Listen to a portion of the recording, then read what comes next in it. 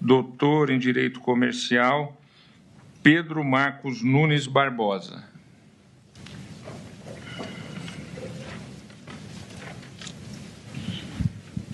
Boa tarde. O ano era 1984 e o grande vencedor do Oscar foi o filme Amadeus, sobre Wolfgang Amadeus Mozart. Ainda que falássemos sobre ficção, ali tem um belo resumo sobre o que era ser músico no século XVIII. A ausência de uma estrutura formal de direito de autor, a dependência excessiva de um mecenas e aquilo que basicamente gerava algum tipo de capital, que eram novas criações e a execução pública em espetáculos musicais. Pulemos 3 séculos. Na entrevista dada ao jornalista Silvio Essinger, de 15 de junho de 2025, no jornal o Globo, o cantor e compositor Ivan Lins explicava por que ele, aos 80 anos de idade, seguia fazendo shows muito além por questões de gosto musical. E dizia Ivan Lins: desapareceram CDs, a execução pública caiu na mídia aberta e veio a internet. Então, a gente vive basicamente de espetáculos. Vejam que não é uma mudança muito grande para aquilo que Wolfgang Amadeus Mozart, no clássico de 1984, nos exibia. Quando pensamos em propriedade intelectual, como foi bem vista na ação direta de inconstitucionalidade 5529, de relatoria de Vossa Excelência, há uma relação de muitos lados.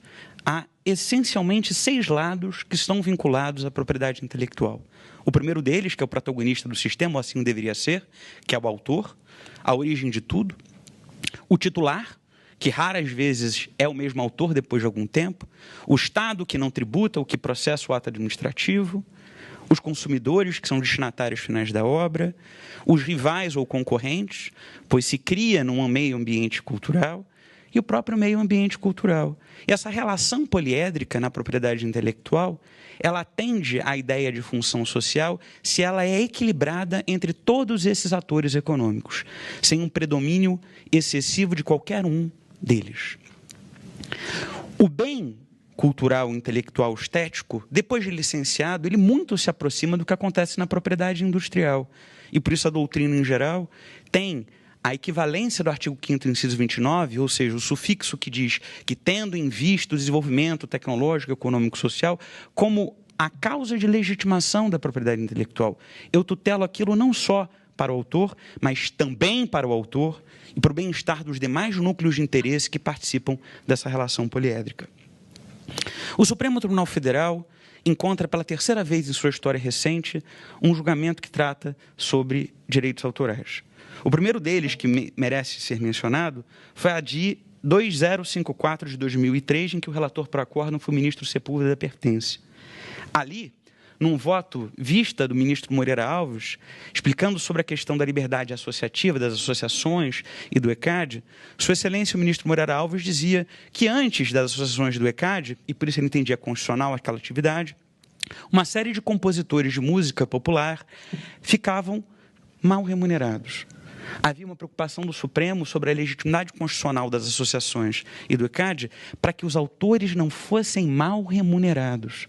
Esse tema volta ao Supremo Tribunal Federal com uma outra roupagem, a inação direta de inconstitucionalidade 5062 e 5065, já agora sobre a relatoria do ministro Luiz Fux, em que se decidiu sobre a reforma legislativa de 2013, em que o legislador, vendo os problemas que o ECAD, esse intermediário que visava a arrecadação da execução pública, tinha uma série de pontos opacos, e o legislador andou bem em trazer mais controle, mais sindicabilidade, mais ciência ao utente final do sistema, para que ele fosse respeitado. E ali o Supremo, por 10 votos a 1, entendeu como constitucional regras que ampliassem a divulgação e a cognição daquilo que é feito sobre a execução pública, ou seja, o cuidado com o autor. O autor é um trabalhador intelectual, como foi mencionado no voto, em que reconheceu a repercussão geral.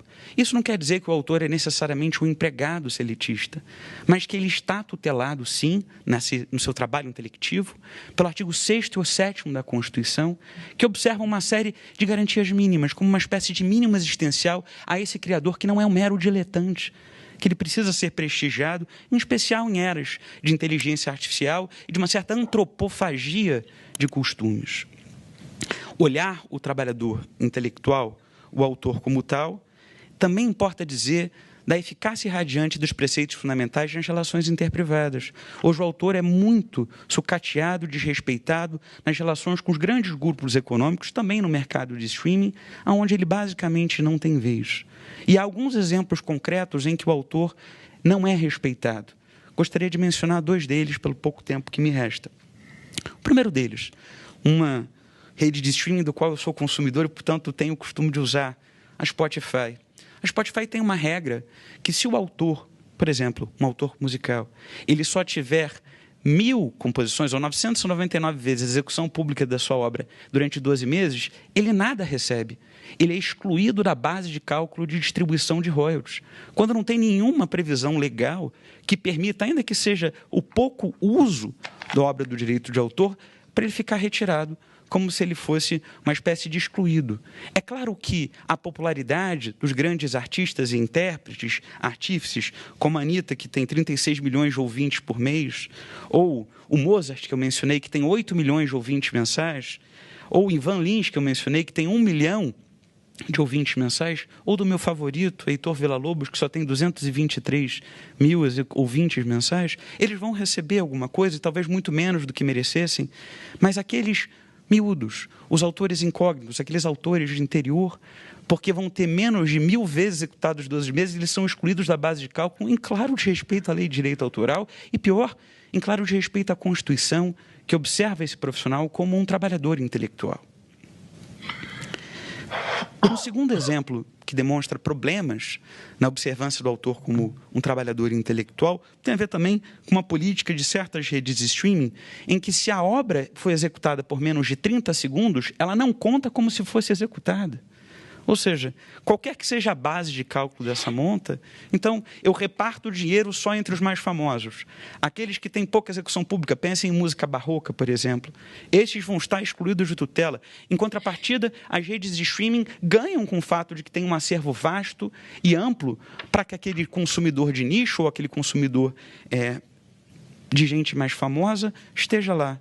Mas, em contrapartida, nenhum direito de autor, nada. No máximo, estar no catálogo, como se apenas palmas pagassem as contas dos autores ao final do mês. Esses modelos remuneratórios, sejam fincados em apenas fama ou naquele que despreza o consumidor de nicho, eles precisam ser repensados numa lógica constitucional de prestígio à propriedade intelectual, não só como meio de produção, como ativo intangível, mas como criação existencial daquilo que nós podemos ser como sociedade, que é uma sociedade musical, artista, artífice, desenvolvimentista. Para terminar, além das críticas, entendo que o Supremo Tribunal Federal poderia aproveitar a oportunidade para fazer uma interpretação conforme do artigo 28 da Lei de Direitos Autorais, que trata propriamente do direito de exclusividade, da fruição dos benefícios do seu trabalho para além da palma e da mídia. Isso significa dizer que os fatores reais de poder, os titulares de tecnologia, os donos do sistema de streaming, muitos deles estrangeiros, vão precisar remunerá-lo e não excluir qualquer tipo, por contrato de adesão, de insistência à base de cálculo daquilo que é executado.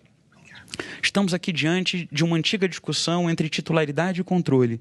Se no passado o Wolfgang Amadeus Mozart podia ter o controle das suas partituras e, portanto, o direito autoral não teria a mesma preocupação que hoje em dia se ali existisse, hoje, com a reprodutibilidade técnica de que tratava Walter Benjamin, os controles sobre os meios de produção importam em fiscalização, tal como a União Europeia fez na diretiva de 2019, no artigo 18, falando sobre remuneração justa e proporcional. Sim, se só executou 30 segundos, que pague em 30 segundos e não a execução completa.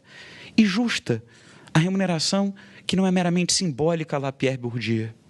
E o segundo ponto que a diretiva europeia de 2019 trouxe, que pode embasar o enfrentamento da questão pelo Supremo na interpretação conforme, é a ideia de transparência. Hoje o ECAD faz alguma coisa, não tudo, mas as grandes redes de streaming precisam ser fiscalizadas. E certamente, se assim posicionar o Supremo Tribunal Federal, isso irá incomodar alguns fatores reais de poder. Mas esse é o papel do Supremo, de ser contramajoritário, de prestigiar a nossa ótica desenvolvimentista. Boa tarde. Muito obrigado, doutor Pedro Marcos Nunes Barbosa. E dando sequência,